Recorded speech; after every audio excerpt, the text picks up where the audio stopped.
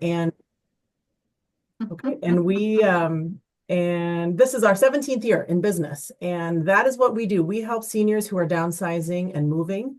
The majority of our clients are in their 70s, 80s, and 90s, and the majority of them are moving to apartments in independent living communities. Some of them are moving into townhomes, and then some of them are moving into assisted living or memory care. But sort of the bulk of our clients are proactively moving to independent living, and we just help them through that process. Most of them have been in their homes for decades, 20, 30, 40, 50 years. Wow. And they're giving up half or more of their square footage. So they got to get rid of half or more of their stuff. And it's hard to know where to start. So we're a service-based company. I've got a team of 25 people. Look at this. I even have this picture. Okay. 25 awesome team members who we actually go into our clients' homes and work alongside them and help them through the sorting process. We do all of the packing. The first thing we do if someone is helping is planning a move is we start with a floor plan, because we've got to figure out how to get from 10 pounds of flour to 5 pounds of flour, right? And so we've got an interior designer who measures the furniture they want to take. We get a floor plan of the new place. They sit together and they figure out what furniture is going to fit where. And then after the furniture is decided, then we can start sorting through the smaller things. So we look at, okay, how big are those closets? That tells us how many hanging clothes we can bring with us. How many bookcases are going to fit into that floor plan? That tells us how many books we're bringing. How many curio cabinets? How many flat surfaces are you going to have? That dictates the amount of tchotchkes that you can bring. We help them sort through their holiday decorations in the basement. We try to encourage them to get down to one filing cabinet if at all possible. And so we start with the big stuff, and then we go to the small stuff, helping them sort. It's always their decision. It's our job to give them good advice. But of course, it's their stuff and they get to make that decision. And then we bring all the boxes. We do all the packing. We're not the movers, but we line up the movers. We're there on move day. We manage move day. We take the food out of the fridge. We put it into a cooler. We take the sheets off the bed that morning, so that everything is ready to go by the time the movers get there. We follow the moving truck over to the new place. And then we start directing traffic as soon as the guys start bringing that furniture in. And as soon as the boxes come in, we start unpacking and getting them set up so that they can be comfortable that first night in their home. Wow. So, through that process, I mean, we really are able to see, of course, how challenging physically, emotionally, and logistically it is for a family to downsize. And something that I've observed over the last 17 years in business is that one of the biggest fears, I think, as we get older, and really for anyone at any age, is that fear of losing control over our lives and our stuff. And so, so often that manifests in trying to hold on to our stuff.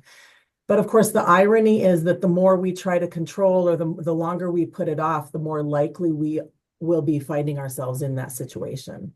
So I do a lot of speaking around town, and I've self-published a couple books on Amazon. And when I'm doing that speaking and teaching, one of the things I try to encourage people to do is to take a proactive approach with their stuff. There's a university professor down in Kansas, David Eckert, and he's done a lot of studying. He's a gerontology professor. He's done a lot of work on this field, and he calls it confronting our possessions in later life. Oh, wow. And I think any of us at any age could stand to confront our possessions, right? Like actually confronting all of the earthly goods that we have accumulated on this earth, and really acknowledging how much there is and what are we going to do with it. Because there's a professional organizer who has a great quote. Sue DeRoos is her name, and she says that we all get organized eventually. We just might not be around for it. And we will all die someday, Wow. and our stuff has to go somewhere, right? And anyone who has emptied out a house of a loved one after they've died knows how much work that is and what a burden that can be. And so often it does fall to the women in the family. Not only are you planning a funeral and mourning the loss of your loved one, but now you're thinking, what are we doing with all this junk? Because we got to stop paying rent on this place. We got to put this house on the market to get it sold. You can't do that until the house is empty. And so I really love that idea of confronting our possessions in later life and dealing with those possessions that we have accumulated instead of leaving that burden to someone else that we have left behind. So I have so much admiration and respect for my clients who are choosing to do that proactively. So many of them have done that with their own parents, and they've said to me, I don't want to do that to my kids.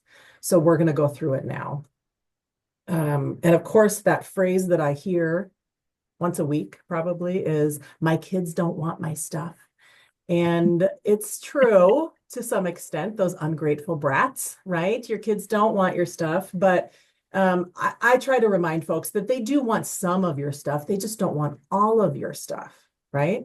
And so it's a good idea to start distributing those most meaningful items, distribute them early. And I think Christmas is a great time to do it because you can really lay the guilt trip on real thick. Okay. If you want to pass something on, something, treasured, priceless antique that came over on the boat from Norway, wrap it up in a box, make it look real nice. Look your daughter or your son in the eye, squeeze out a tear if you can, and say, this really comes from the heart. This belonged to your great grandmother, and I'm so happy to give it to you. And here's why it's important. I wrote a little piece of paper. It's inside and it tells you why it's important. They're not going to say no to that. Okay. Now, you can't wrap up 15 boxes of your Hummel figurines and expect them to take that. No, but you can, keep the best and let go of the rest. That's what I always say. So hand selecting some of those most important pieces that you want to pass on, and doing that early and often, from now until the end of your time on earth. Maybe that's what you do every Christmas. You give a keepsake to everyone on your list. I taught an Ollie class earlier this year, and we talked about this idea. One of my second book is called Keep the Memories, Not the Stuff. And we talked about trying to pass on some meaningful keepsakes. And one of the gals, she still fills a stocking for all her little grandchildren. She still has small grandchildren. And she said, I found a whole bunch of little, knickknacks and things that I've collected over the years, and maybe they'll want them and maybe they won't, but it's something fun that they'll enjoy opening in their Christmas stocking. And then it's out of my house, right? She was ready to let them go. And I love that idea. It's so practical, but then also just the very act of grandma being there, filling your stocking with it, you opening it, that creates a memory for that grandchild, which infuses meaning into that little, knickknack. Okay. It's not the knickknack. It's, I remember my grandma gave this to me when I was 8 years old at Christmas. Okay. And maybe she just got it down at the thrift store. It doesn't have to be 200 years old for it to be meaningful, but when you create that memory, then it infuses the object with meaning. And I often say that's a happy memory, a lot happier than waiting until after the funeral's over and then going over to grandma's house and picking out a keepsake. That's a sad memory. That's not a happy memory. And so let's create some happy memories with our keepsakes now while we can. And then we don't have to worry, will my kids keep any of this stuff after I'm gone? Will my kids remember me after I'm gone? And of course, we all know this intellectually, but I try to really get people to understand this in their heart, that memories and stuff and love are three separate things, right? So of course, even if you don't keep any of that stuff, yes, your children will miss you. They will remember you. They do love you. The amount of stuff you keep from a loved one is in no way a reflection of how much they love you, or they will remember you, or they will miss you after you're gone, right? Those are two separate things. You think about all those people out in California who just went through those fires and lost everything. They still remember who their grandparents were. They still remember what they did, 10 years ago at Christmas. Even though they have nothing, they have no physical objects anymore, they still remember that stuff. They still love people. They still miss people. They're two separate things. And so, yeah, my message is not don't keep anything. My message is keep the best, let go of the rest, and don't expect anyone to keep everything, because our houses are full, right? Even if, it's so interesting to see how things change. I think a couple generations ago, when a man and woman got married for the first time, they had almost nothing. And so they were thrilled to get those hand-me-downs, right? And that's how they built their house, their household. And now when a man and woman get married, sometimes they're older and they're combining two already full houses or two full apartments worth of stuff.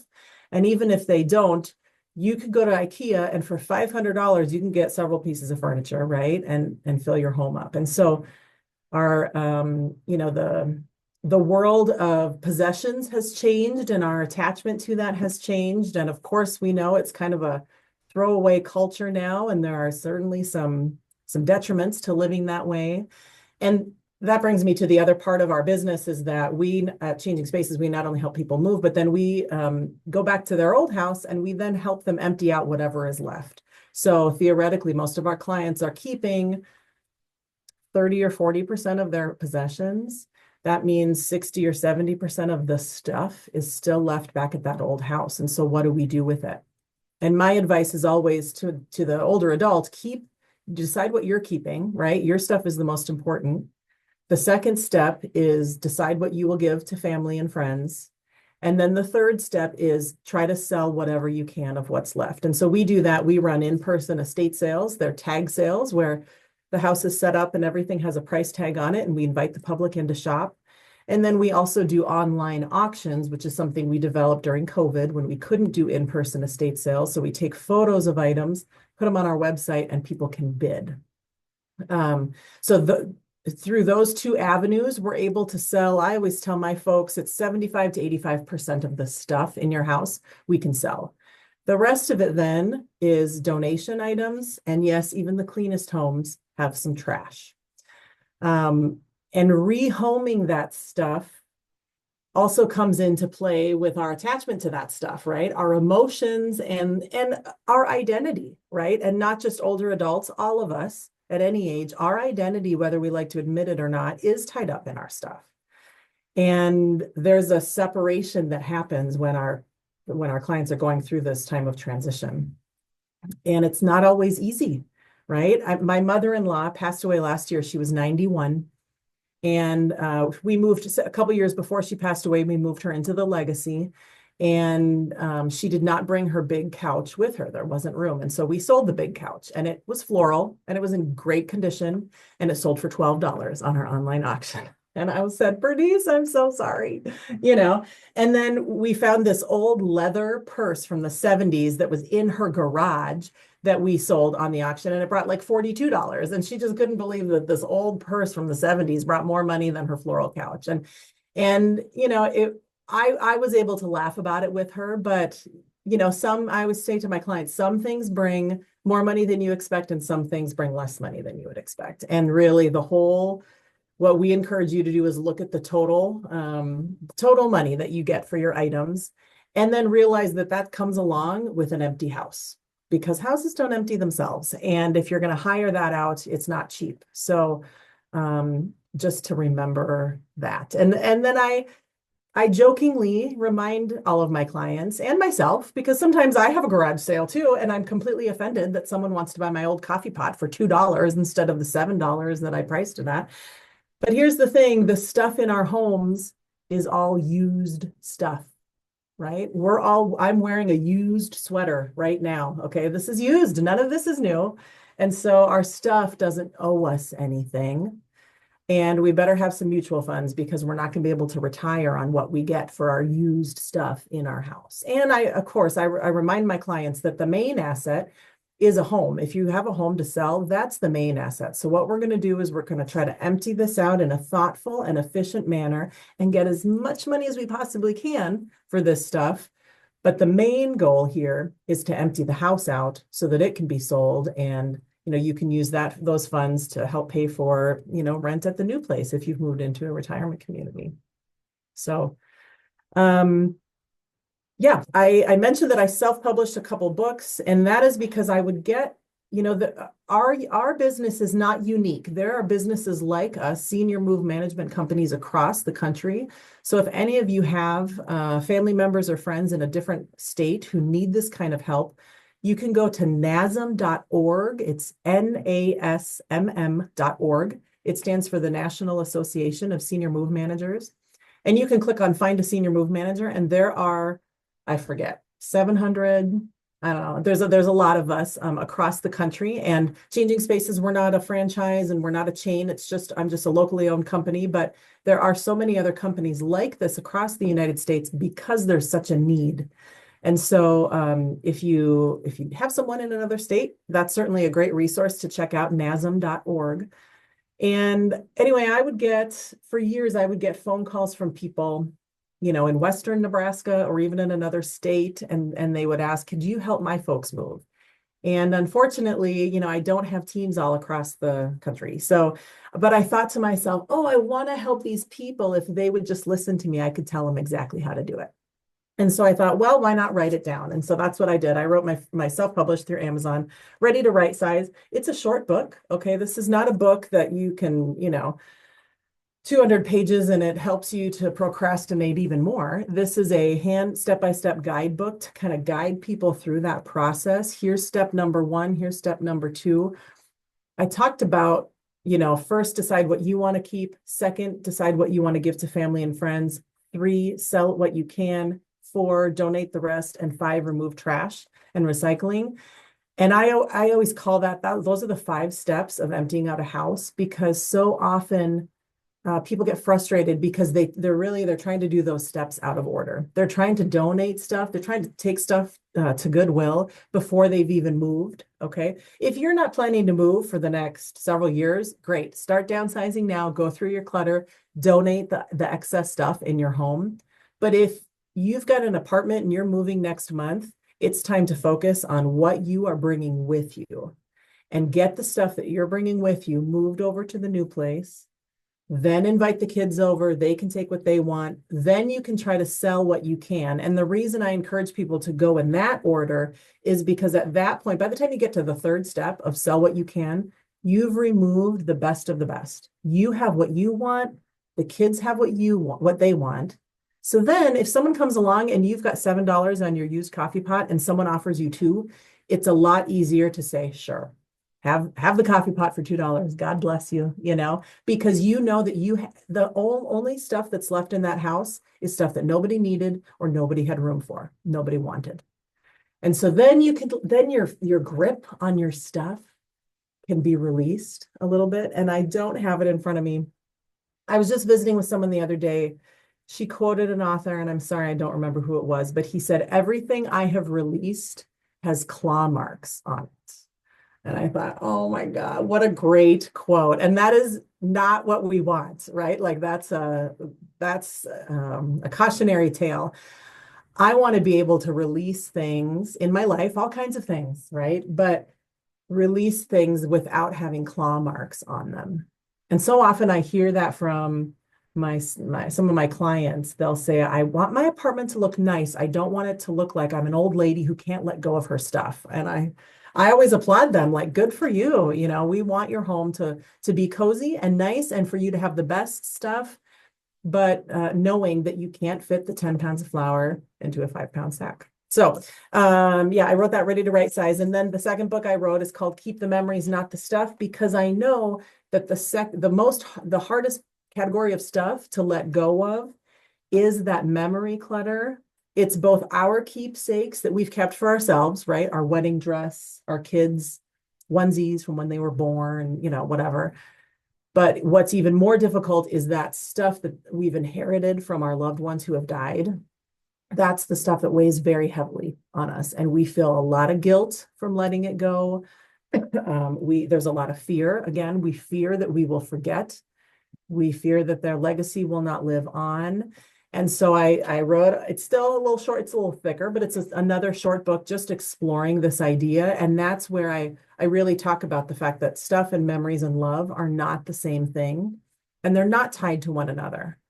I lost my mother. It's 19 years ago now. In 2005, it'll be 20 years in December. And I was 24 years old. And as I was going through her house, I was still living in an apartment. I had not yet met my husband. I did not have a house. And so I was very limited on the stuff of hers that I could keep. And quite frankly, I was limited on the stuff of hers that I wanted to keep. And I do remember getting sort of some judgment from her friends, of, oh gosh, boy, Jeannine's really getting rid of a lot of stuff. And it was a little over a year before my dad moved out of that farmhouse in North Dakota and he moved into town into something more manageable. He's a old North Dakota Norwegian farmer. He has no interest in keeping up a house, right? His focus is on the farm. And so he just wanted something simple and easy. And I knew I had to get through that stuff in that house. And my dear mother was kind of a clutter bug. And so I always say that, this profession that I have chosen, I'm perpetually trying to clean out my mom's house. And I do that by helping my clients clean out their house. And it brings me a lot of peace.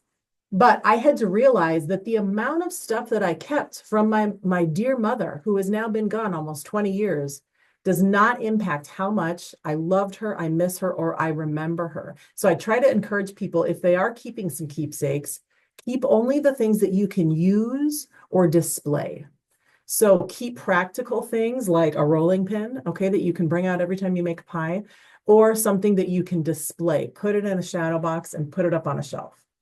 Because the whole point of keepsakes is to make us happy and to remind us of someone or a something or a period of time. And a keepsake can't do that if it's in a dusty box in your basement, or God forbid, a storage unit across town. Your keepsake is not fulfilling its destiny, right? If it's in one of those two places, it has to be up and out.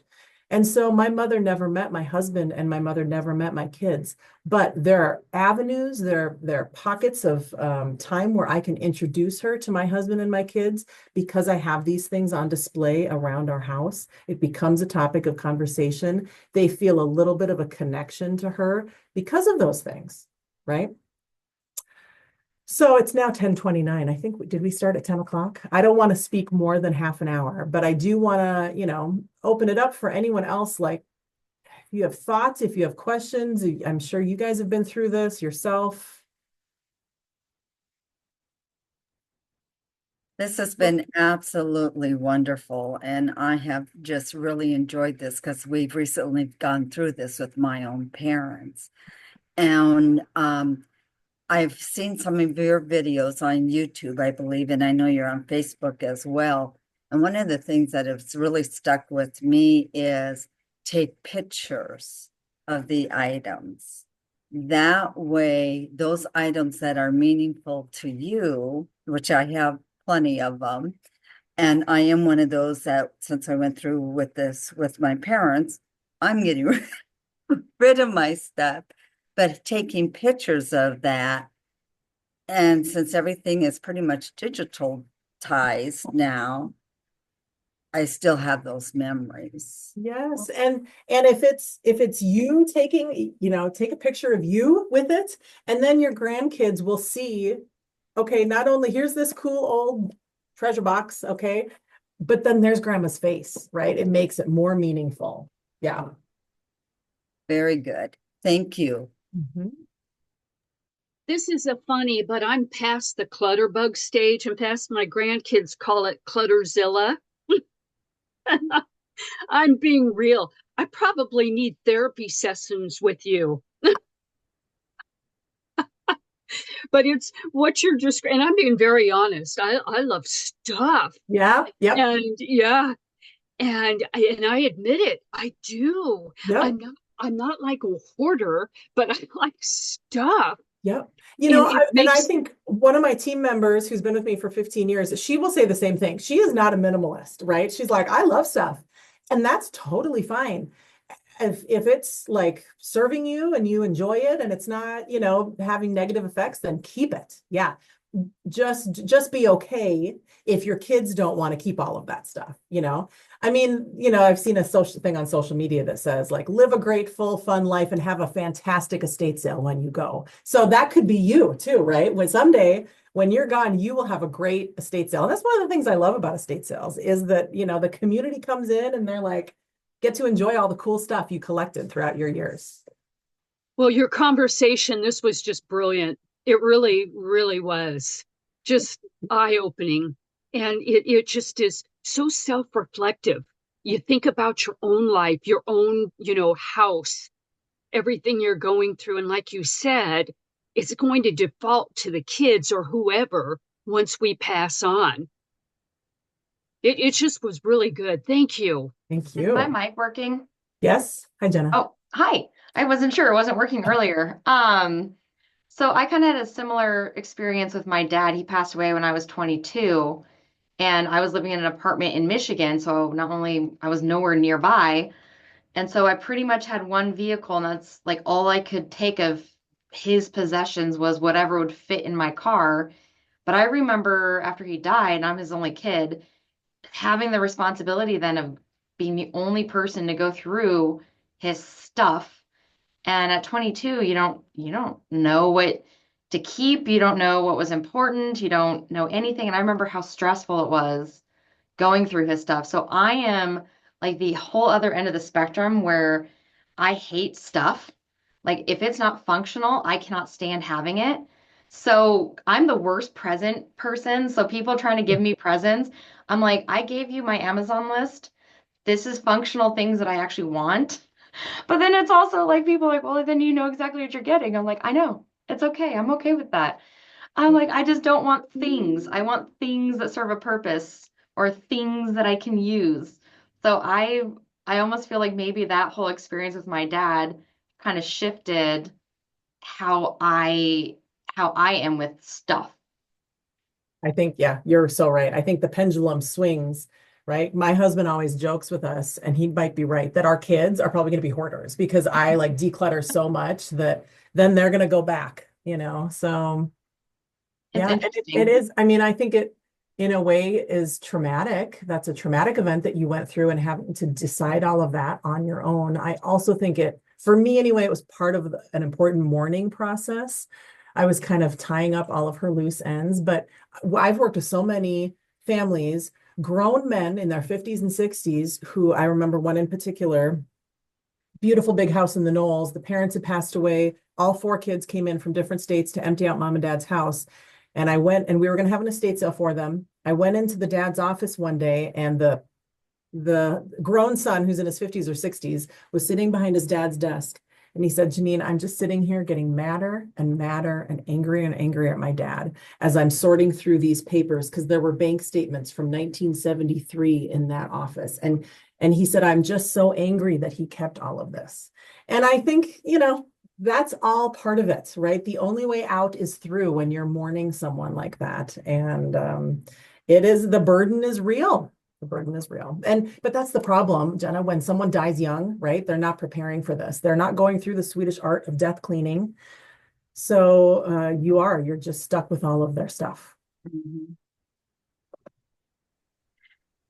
So Jeannine, this really makes me think about the number of individuals that moved into the veterans home where I was working and how they had to go from their house or their apartment to this little 10-foot by 10-foot square room and try to bring all their stuff. And I didn't think about how this is going to affect their identity and their connectedness to the world and their security and autonomy. And I mean, just like the meaning, oh my gosh, so much meaning and joy lost because health consequences threw them from home to hospital to nursing home, and they really never had that chance. So yeah, you're making me think about what we've got stored in this 25 plus years we've been in this house, and holy crap, I need a couple weeks off just to sort that through. But I appreciate that. I've got some friends that are into that Swedish death cleaning, and it's like, oh, I'm procrastinating it, but maybe I shouldn't. Yeah, I think it's in a way it can be helpful when you do it in stages because, yeah, to move, if you think about moving from a home you've been in for 50 years and then going straight to assisted living or skilled care,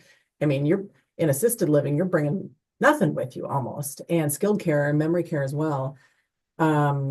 It's like a really big Band-Aid to rip off. When we have sort of the easy, happy moves where we're moving them into a 2,000 square foot apartment at the Landing, right? God bless them. Okay. That they're the lucky few who are in the situation like that, and they can still bring lots of their things with them. But it gets smaller and smaller with each move. And so, yeah, it certainly traumatic when they have to go into a situation like that. Yeah. And then we create rules. Like, well, you can't bring your own blankets or your favorite pillows or any of that kind. I mean, it's amazing how our institutional approach really starts wiping out all of what we're talking about, because, and I'm a quilter. I want to bring a quilt that I've made because that's meaningful and it's personal and that is important to me. But I bet if I ever moved into a nursing home, they'd say, "Oh no, you can't have that because we bleach it and ruin it and da da da da da." And yeah, it's amazing. You guys are making me think, so thank you for this. I love talking about it. It's something that every single person can relate to because we all have stuff, and we will all die eventually, and we will all have family members who will die, and we got to go through that stuff. So yeah, thank you. Yeah, this has been so great, Jeannine. Thank you so much. And if you wouldn't mind sending us your contact information that we can send out with this recording. So if somebody is looking for help, they can get a hold of you. So you can just send it to me or Natalie, and we will get it out to the group when we send the recording out. So Will do. it's been great. Okay. Well, All right, guys, if you're home today on this cold day, start decluttering something. Pick a drawer and go I through was it. just thinking maybe my office. Don't start that. I'll never finish it. All right. We'll talk to you guys later. Thank you so much. Stay warm, guys. Bye-bye.